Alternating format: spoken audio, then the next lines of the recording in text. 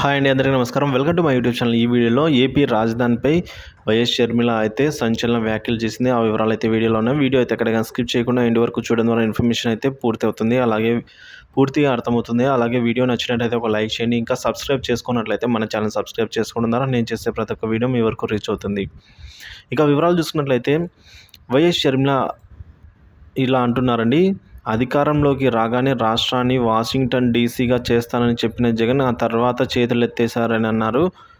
చివరికి 3 రాజధానులను ప్రకటించి ఒకటి కూడా నిర్మించలేదు పూర్తిగానే అన్నారు. నాగార్జున సాగర్ కాలువల మరమ్మతులు చేపడతానని హామీ ఇచ్చి మరిచారు. ఇసుక దోపిడీకి